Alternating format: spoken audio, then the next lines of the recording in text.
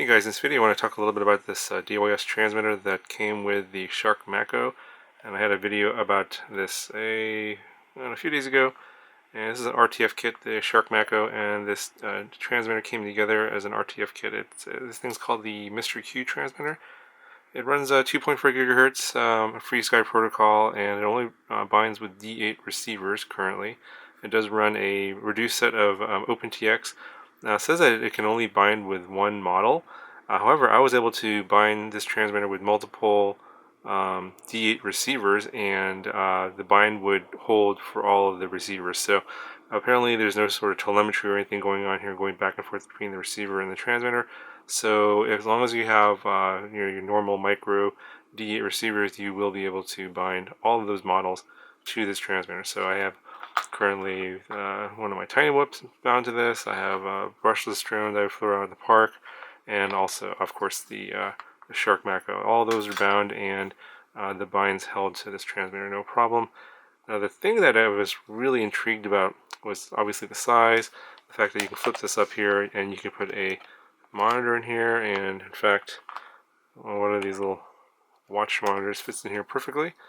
And I was able to actually fly around my tiny whoop with a little watch monitor, no problem, although the screen is kind of tiny, so it is not super easy. But you know, having something like this in your car as sort of like a backup transmitter, just have something to fly in your spare time, is like absolutely perfect. And this thing, surprisingly, when I opened it up, I found out that the gimbals are actually Hall sensor gimbals. So that's pretty amazing. I was kind of wondering why the resolution and the feel to the drone was so smooth.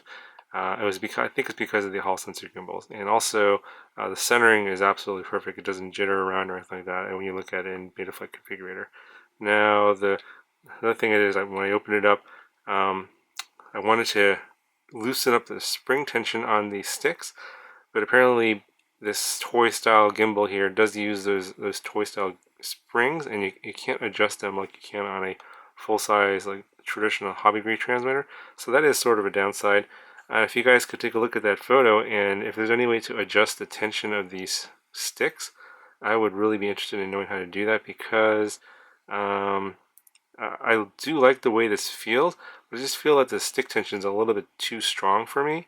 I like to have a more loose feel. It's very stiff. Now it's possible that over time these springs might loosen up, so that's also a possibility. But if there's some way to loosen up those springs a little bit, that would make this transmitter absolutely perfect for me. So that's something I would be interested in checking out. Now, unfortunately, this transmitter is not sold separately. It only comes with the Shark Mako as an RTF. I'm hoping this does come out eventually by itself. I believe the white one that came with the Elf, which was, by the way, absolutely no good. That was garbage. Don't get that. That one came out for like $25. But if they come out with something like this for something similarly priced, like $25-30, this is absolutely a terrific bargain, and something you can just keep in your backpack or in your car. It doesn't take up any space. It charges by USB, and it has a like one little 1S battery in there. It lasts a pretty decent long time. I would say at least one small day's worth of flying, maybe like a lunch session and maybe after work session, no problem. And then you just charge it up in your car or USB power bank or something like that.